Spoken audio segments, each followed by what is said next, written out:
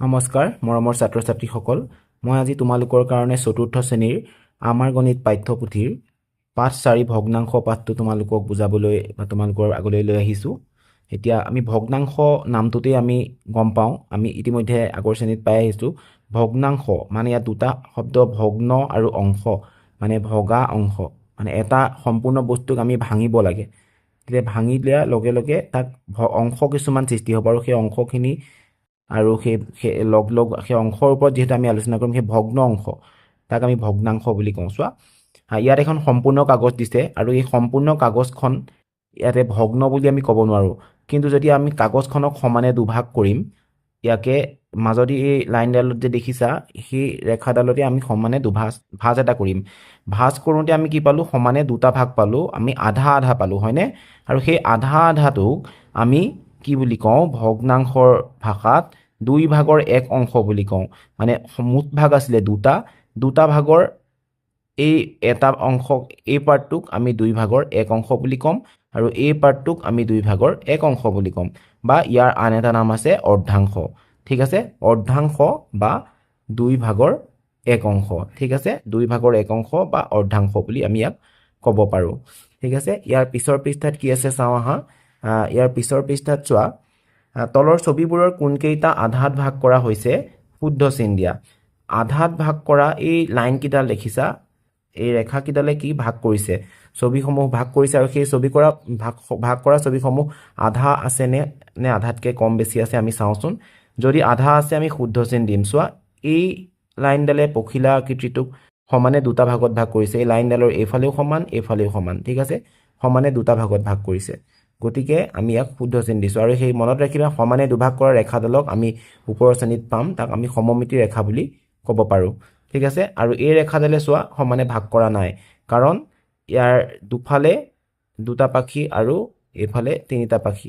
ফুল পাহৰ। ঠিক আছে, আৰু সেই তেনেধৰণে আমি কি ক'ব পাৰোঁ যে ই সমানে ভাগ কৰা নাই। আৰু ইয়াত চোৱা সমানে ভাগ কৰিছে, সমানে ভাগ কৰাৰ কাৰণে আমি ইয়াক শুদ্ধ চিন দিছোঁ। ইয়াতো চোৱা এই চিত্ৰটোক সমানে দুভাগ কৰিছে আৰু সেইকাৰণে আমি ইয়াক শুদ্ধ চিন দিছোঁ। চন্দ্ৰৰ গোটেই আকৃতিটোকো ইয়াক এই ৰেখাডালে সমানে দুভাগ কৰিছে, ইয়াক আমি শুদ্ধ চিন দিছোঁ। ইয়াক কিন্তু সমানে ভাগ কৰা নাই, ওপৰত আৰু তলত সমান অংশ নাই, গতিকে ইয়াক আমি শুদ্ধ চিন দিয়া নাই। এতিয়া চোৱা, তোমালোকক কৈছে কি যে বস্তু এটাৰ 2/1 অংশ বা অৰ্ধাংশক আমি 2/1 লিখিব পাৰোঁ। যেতিয়া আমি অংকত লিখিম আমি এনেধৰণে লিখিম 2/1 অংশ। মুঠ ভাগ কেইটা আছে? দুটাৰ পৰা আমি এটা অংশ যদি বুজাবলৈ যাওঁ তাক আধা বুলি ক'ম, আৰু তাকে আমি 2/1 অংশ বুলি পঢ়িম। 2 মুঠ ভাগ যেটা থাকে আমি সেইটো লিখিম, আৰু ইয়াত যেনিবা তুমি ৰং কৰিছা, কিমানত ৰং কৰিছা? 2/1 অংশত ৰং কৰিছা, ঠিক আছে, বা অৰ্ধাংশত ৰং কৰিছা, বা 2/1 অংশ বুলি ক'বা। ঠিক আছে, আৰু এইটো লিখিব লাগিব আমি এনেধৰণে। ঠিক আছে, এইবাৰ হেনো আমি আকৌ সেই আগৰ যোনখিলা কাগজ আছিলে, কাগজখিলা 2/1 আছিলে, 2/1 অংশ আছিলে বা আধা অংশ আছিলে, তাক আমি ঠিক মাজেৰে আৰু এটা ভাগ কৰি দিলোঁ। ইয়াত মুঠে ভাগ কেইটা হ'ল? 4টা। ঠিক আছে, সেই 4টা ভাগ হওঁতে আধা কাগজখনৰ আধা অংশ হ'ল, সেই আধা কাগজখনৰ আধা অংশক আমি মানে 4টা সম্পূৰ্ণ কাগজখনত 4টা ভাগ পালোঁ, আৰু সেই 4টা ভাগকে আমি কি বুলি ক'ম? ইয়াৰ এই ভাগটোৰ নাম হ'ব 4/1 অংশ, মানে 4টা ভাগ কৰি এটা অংশ। সম্পূৰ্ণ ভাগ আছিলে 4টা, তাৰ এটা অংশ তাক লিখে তলত 4, মুঠ ভাগ যেটা হয় সেইটো তলত লিখে, আৰু যোনটো অংশ আমি ল'ম তাক ওপৰত লিখে। 4/1 অংশ বুলি আমি ইয়াক লিখিব পাৰোঁ। ঠিক আছে, ইয়াৰ পিছত কি আছে চোৱা, 4টা জোখত যে ভাগ কৰিছে সেই কাগজখিলা চোৱা, এই এটা ভাগক আমি 4/1 অংশ বুলি ক'ম। 4 তলত 4 ওপৰত 1, ইয়াক পঢ়িম 4/1। ঠিক একেধৰণে প্ৰত্যেকটো অংশকে আমি 4/1 অংশ বুলি কৈ গোটেই অংশকেইটা লগালে আমি সম্পূৰ্ণ কাগজখিলা পাম। ঠিক আছে, বা আমি প্ৰতিটো বস্তু অকল কাগজৰ ক্ষেত্ৰতে নহয়, আমি ফল মূল হ'ব পাৰে বা আমি বেলেগ যিকোনো বস্তু সমানে যদি ভাগ কৰোঁ তেনেধৰণে আমি ভাগ কৰিব পাৰিম, আৰু প্ৰতিটো অংশ তেতিয়া আমি যিমান ভাগ হয় তাৰ 1 অংশ বুলি ক'ম, আৰু সেই গোটেই অংশকেইটা লগালে আমি এটা সম্পূৰ্ণ বস্তু পাম। ঠিক আছে, কাগজখনৰ সমান 4টা ভাগৰ প্ৰতিটো ভাগেই সম্পূৰ্ণ কাগজখনৰ 4/1 অংশ, আৰু ইয়াক আমি 1/4 বুলিও ক'ব পাৰোঁ। কি বুলি ক'ব পাৰোঁ? 1/4, আৰু ইয়াক 4/1 হিচাপে লিখা হয়। তলত 4 ওপৰত 1 আমি ইতিমধ্যে জানি আহিছোঁ। এতিয়া তলত আমাক প্ৰশ্ন কি দিছে চাওঁ আহা। তলৰ ছবিবোৰৰ 4/1 অংশত ৰং কৰোঁ আহা। ইয়াতে চোৱা 4টা ভাগ আছে তাৰ এটা অংশত মই তোমালোকক ৰং কৰি দেখাইছোঁ তোমালোকে এইটো অংশত নকৰি যিকোনো বেলেগ এটা অংশতো কৰিব পাৰা যদি দুটা ভাগ বুলি কোৱা হ'লে আমি ইয়াত দুটা ভাগত ৰং কৰিলোহেঁতেন ঠিক আছে আমি এতিয়া এটা ভাগ বুলি কোৱা কাৰণে আমি এটা ভাগতেই ৰং কৰিছোঁ আৰু ইয়াতে কি আছে 4টা ভাগেই আছে তাৰে আমাক এক অংশত ৰং কৰিব দিছে এইটোত কৰিছোঁ তোমালোকে বেলেগ এটাত কৰিব পাৰা ঠিক ইয়াতো 4টা ভাগ আছে 1 2 3 4টা তাৰ এটা ভাগত আমি ৰং কৰিছোঁ ঠিক আছে যিবোৰ ছবি 4 ভাগৰ এক অংশত ৰং কৰা আছে শুদ্ধ চিন দিয়া ইয়াত আমি দেখিছোঁ যে ইয়াত মুঠ ভাগ আছিলে দুটা ভাগৰ এটা ভাগত ৰং কৰা আছে ইয়াক আমি লিখিব পাৰিম 2 ভাগৰ এক অংশ ঠিক আছে 2 ভাগৰ এক অংশ হয় ইয়াক সেইকাৰণে আমি শুদ্ধ চিন দিয়া নাই আমাক কৈছে 4 ভাগৰ এক অংশত শুদ্ধ চিন দিয়া ইয়াত চোৱাচোন এনেকৈ ভাগ কৰোঁতে 1 2 3 4টা অংশ তাৰ এটা অংশত ৰং কৰা আছে সেইকাৰণে আমি 4 ভাগৰ এক অংশ হয় কাৰণে শুদ্ধ দিছোঁ ইয়াতো ঠিক তেনেধৰণে দুটা ভাগৰ এটাত ৰং কৰা আছে আমি ইয়াক শুদ্ধ চিন দিয়া নাই ইয়াত 4টা ভাগ আছে 4টা ভাগৰ এটা অংশত ৰং কৰা আছে ইও হ'ব 4 ভাগৰ এক অংশ সেইকাৰণে আমি ইয়াত শুদ্ধ চিন দিছোঁ ঠিক আছে ইয়াৰ পিছত কি আছে চোৱা তলৰ ফুটবোৰ সংযোগ কৰি 4টা বিভিন্ন আকাৰৰ বৰ্গ আঁকা আৰু বৰ্গবোৰৰ বিভিন্ন ধৰণে সমানে 4টা ভাগ কৰা আৰু 4টা ভাগৰ কৈছে ভাগবোৰৰ 4 ভাগৰ এক অংশত ৰং কৰা এতিয়া চোৱা এই বৰ্গ আমি ফুটবোৰ লগাই মই বেলেগ বেলেগ ধৰণে সাজিছোঁ তোমালোকে নিজৰ ধৰণে সাজিব পাৰিবা মই তোমালোকক উদাহৰণ হিচাপে দেখুৱাই দিছোঁ তাৰপিছত আমি এনেকৈ যদি আমি ভাগ কৰোঁ আমি 4টা ভাগ কৰিলোঁ ইয়াতো আমি তেনেধৰণে এটা আকৃতিত 4টা ভাগ কৰিলোঁ ইয়াতো আমি সমানে 4টা ভাগ কৰিলোঁ ঠিক আছে 4টা ভাগৰ আমাৰ এটা অংশত ৰং কৰিব দিছে তোমালোকে এইটো অংশত ৰং কৰিবা বা তোমালোকে যিকোনো বেলেগ এটা অংশত ৰং কৰিব পাৰা তাৰপিছত এইটো অংশৰে তোমালোকে ধৰি লোৱা ইয়াতে ৰং এইটো ছবিৰ এই এক অংশটো এইটো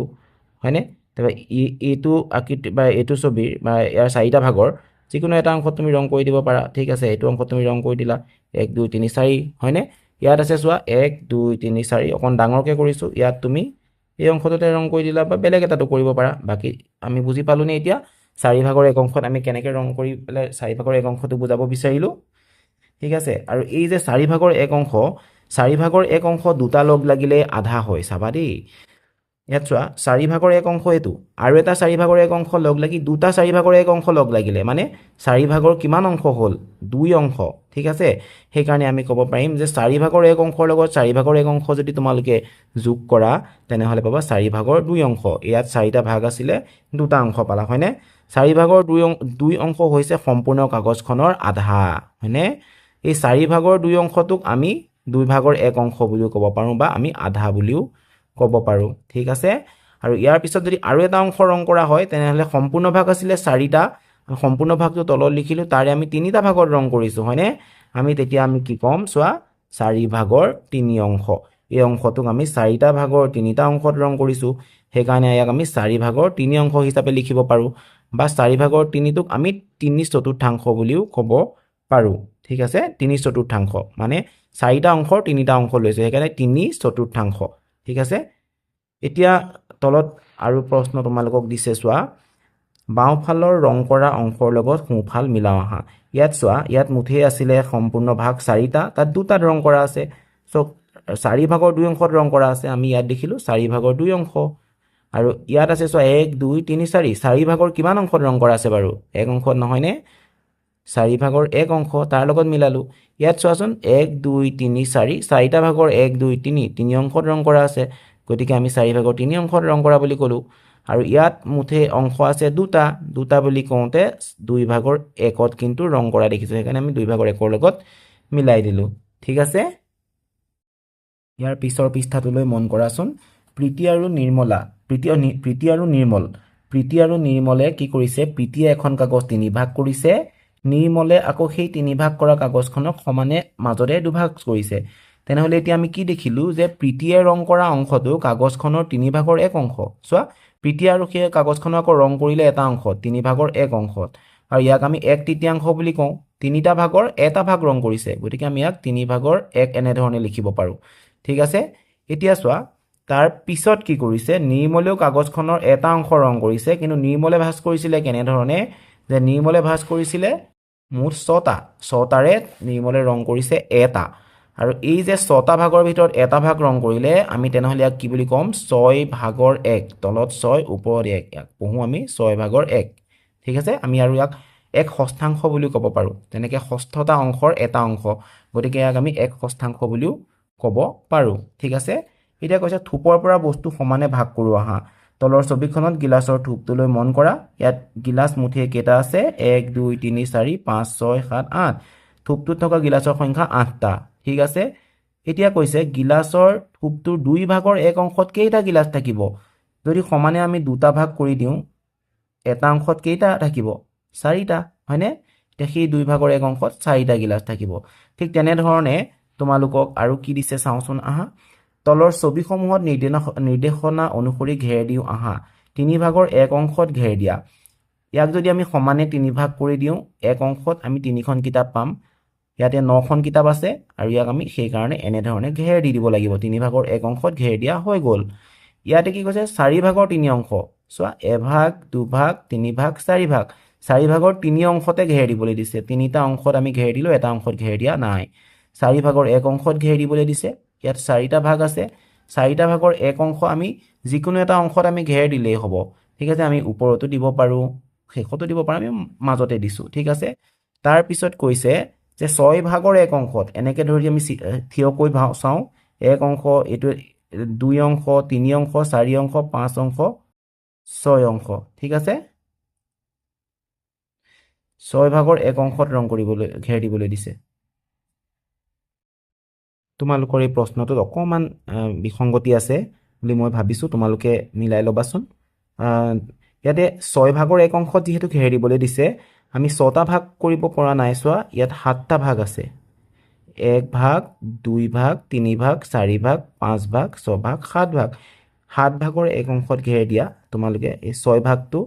কৰিব নালাগে 7 ভাগৰ এক অংশত ঘেৰ দিবা 6 ভাগৰ এক অংশ কৰিবলৈ গ'লে তোমালোকৰ মিলাবলৈ অলপ অসুবিধা হ'ব ঠিক আছে 4 ভাগৰ 3 অংশত ঘেৰ দিয়া বুলি কৈছে ইয়াত চোৱা এভাগ দুভাগ 3 ভাগ 4 ভাগ 4 ভাগৰ আমি 3 অংশত ঘেৰ দিলো ঠিক আছে ইয়াৰ পিছত আমি কি আছে চাওঁ আহাচোন ইয়াৰ পিছত কি কৈছে যে তুলনা কৰো আহা তুলনা মানে কি জানানে ডাঙৰ সৰু আমি কাৰ বয়স কাটকে ডাঙৰ কোন কাটকে ওখ আমি তেনেকৈ তুলনা নকৰো জানো এতিয়া চোৱাচোন পিংকি আৰু তাজনিনে গৰমৰ বন্ধত লগ হৈ কাগজেৰে কিছুমান ফুল সাজিবলৈ মন কৰিলে দুয়োজনীয়ে দুখন সমান জোখৰ কাগজ আনিলে কাগজ দুখন চোৱা সমান জোখৰ কাগজখন মই সমানে দুভাগ কৰি লওঁ দুপাহ ফুল সাজিব পাৰিম তেনেকৈ ক'লে আৰু কাগজখন মই সমানে তিনি ভাগ কৰি লওঁ তিনিপাহ ফুল সাজিব পাৰিম বুলি ক'লে এতিয়া ইয়াত পাৰিব দুপাহ ফুল ইয়াত পাৰিব তিনিপাহ ফুল আৰু পিনাকীয়ে এপাহ ফুল সাজিবলৈ কাটি লোৱা কাগজখনৰ অংশ এইটো অংশ পিনাকীয়ে লৈছে ঠিক আছে এটা অংশ বুলি ক'লে এই অংশটো কথা ক'ব লাগিব এই অংশটোক আমি কি বুলি কম 2 ভাগৰ এক অংশ ঠিক আছে আৰু তাজনিনে এপাহ ফুল সাজিবলৈ কাটি লোৱা অংশ এই অংশটো আমি এটা অংশক আমি কিমান অংশ বুলি ক'ম 3 ভাগৰ এক অংশ ঠিক আছে তোমালোকৰ মই 3 ভাগ ইয়াতে লিখি দেখুৱাইছো ঠিক আছে যেহেতু কি আছিলে কাগজখন একে আছিলে ঠিক আছে এতিয়া তাৰ পিছত আকৌ পিনাকী আৰু তাজনিনে কি কৰিলে চোৱা অংশৰ ওপৰত তাজনিনে অংশটো থোৱা এনে ধৰণে থওঁতে আমি কি বুজিম চোৱা 2 ভাগৰ এক অংশ ইয়াতে আমি যোনটো পাইছিলো 2 ভাগৰ এক অংশ আৰু 3 ভাগৰ এক অংশ সমান হয় জানো নিশ্চয় নহয় গতিকে সেই 2 ভাগৰ এক অংশ আৰু 3 ভাগৰ এক অংশ আমি একে জোখৰ কাগজতে সৃষ্টি কৰিছো হয়নে এতিয়া চোৱা এই যোনটো তাজনিনৰ অংশ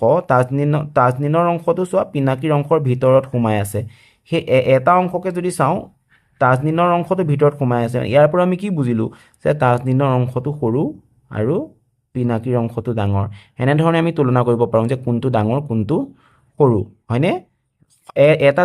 এটা অংশ লৈছিলে কিন্তু এটা অংশ লওঁতে তাজনিনৰ অংশটো সৰু ওলালে ঠিক আছে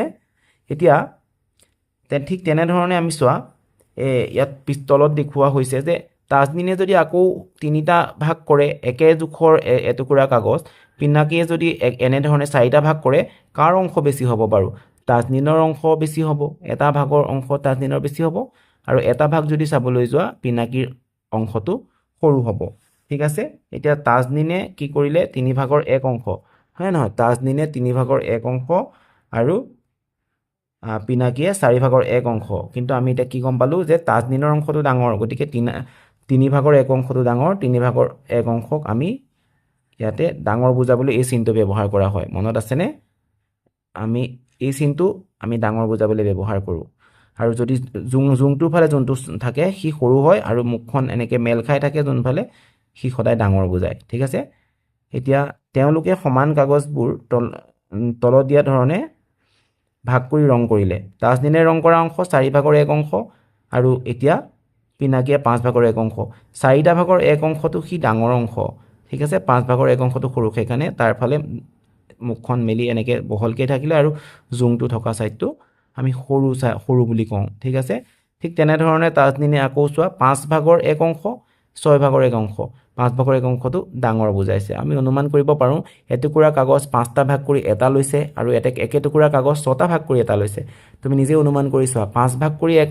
এটা অংশ লোৱাটো নিশ্চয় ডাঙৰ হ'ব কাৰণ একেটা বস্তুৱে তুমি যদি এটা আপেল যদি 5 টুকুৰা কৰি খোৱা তুমি যদি ভাইটিক 6 টুকুৰা কৰি তাৰ পৰা একেটা আপেলকে দিয়া তেনে কোনে বেছি খাব তুমিয়ে নিশ্চয় বেছি খাবা ঠিক একে ধৰণৰ 5/1 অংশটো ডাঙৰ 6/1 অংশটো সৰু ঠিক আছে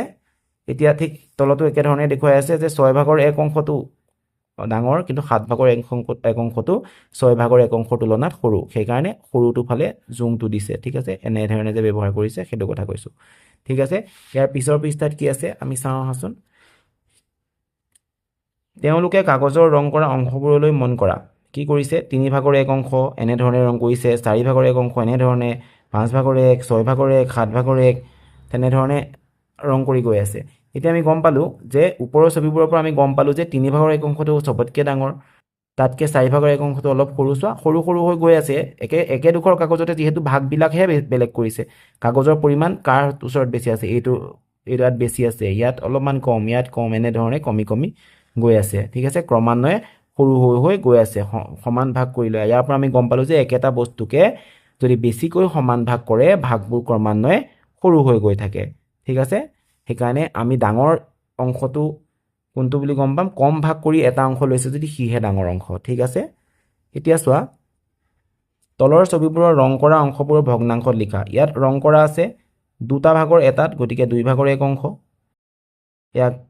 3টা ভাগৰ 1 অংশ 3/1 ইয়াক চোৱা 1 2 3 4 5 5টা ভাগৰ 1 অংশ গতিকে 5/1 অংশ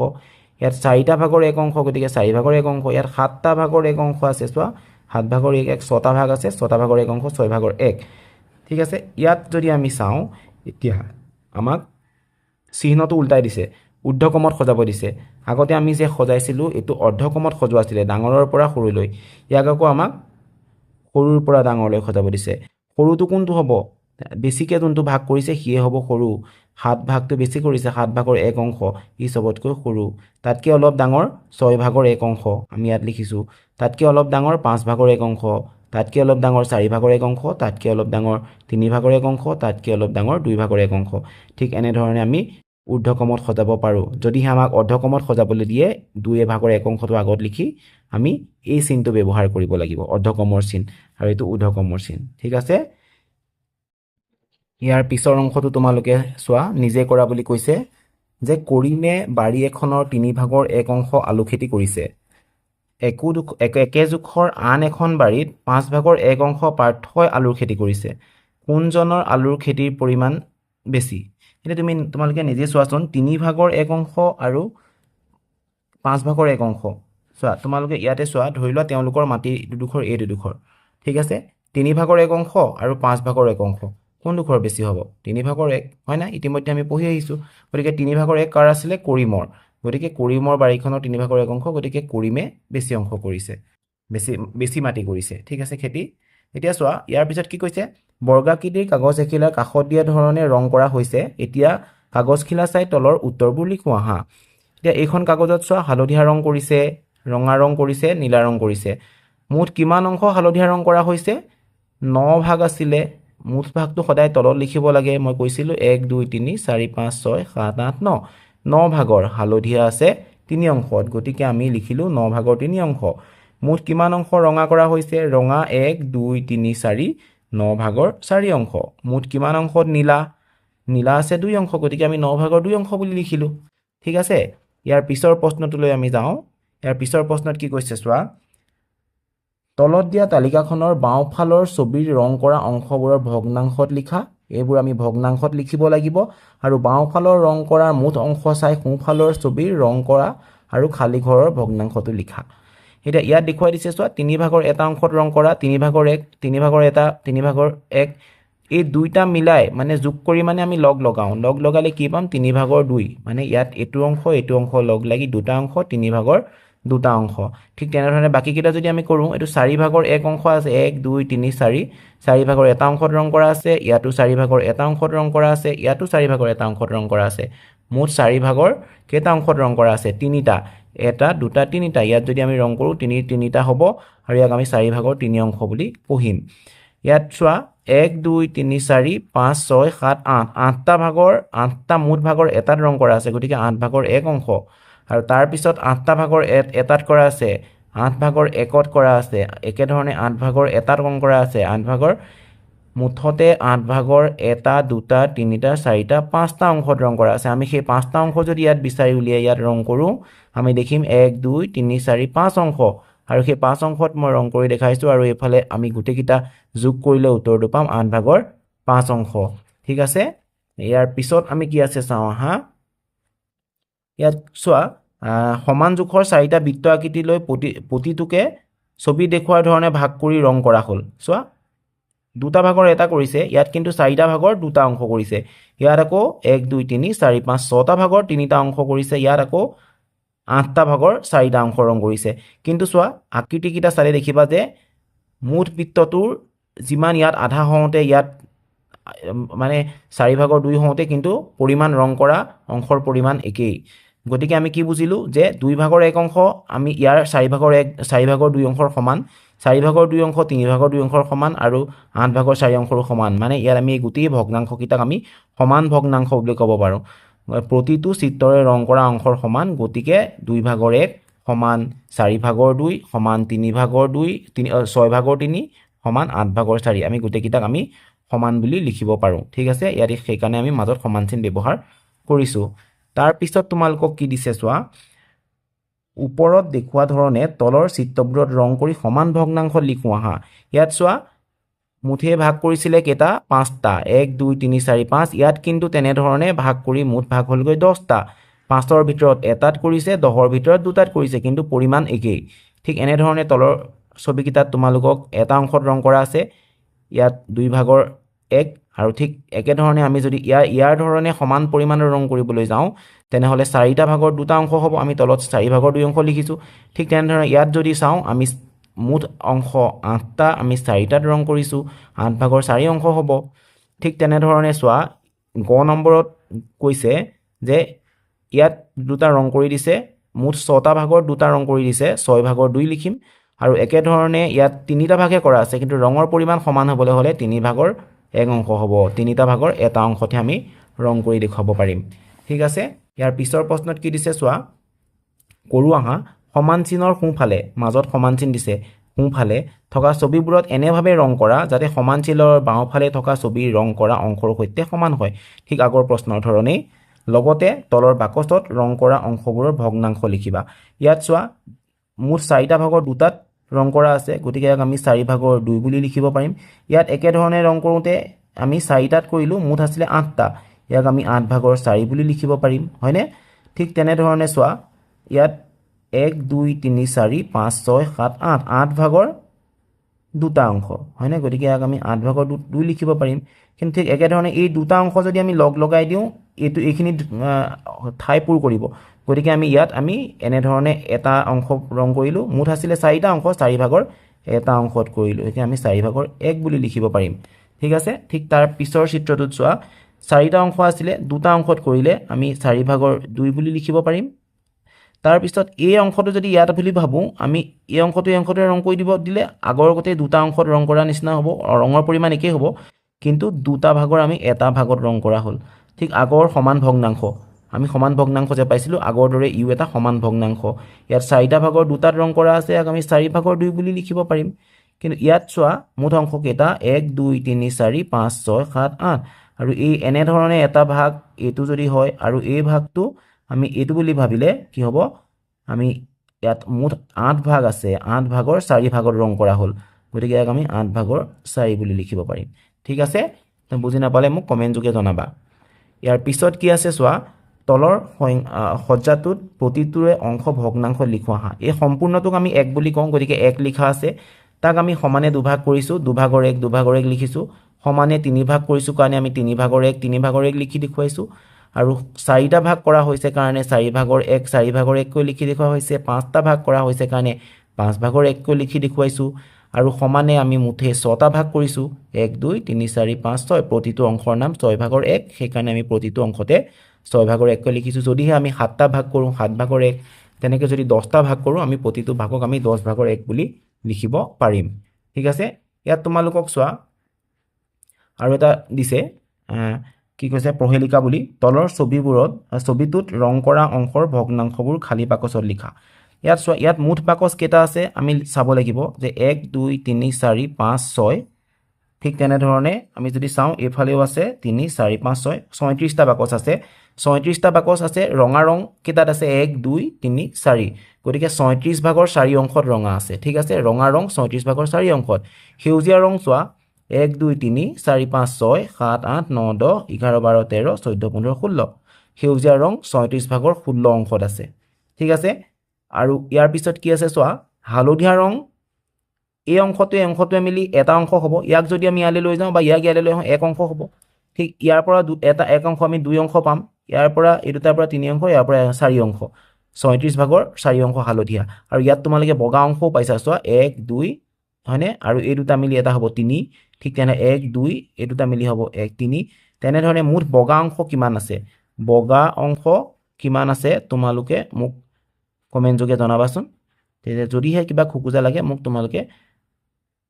কমেণ্ট কৰি জনাব পাৰিবা। বগা অংশ কিমান আছে তোমালোকে লিখি দেখুৱাবা। ঠিক এনেধৰণে এই পাঠটো আমি বুজিবলৈ চেষ্টা কৰিলোঁ। আৰু যদি কিবা তোমালোকৰ বুজিবলগীয়া থাকি গৈছে মোক কমেণ্ট যোগে জনাবা, আৰু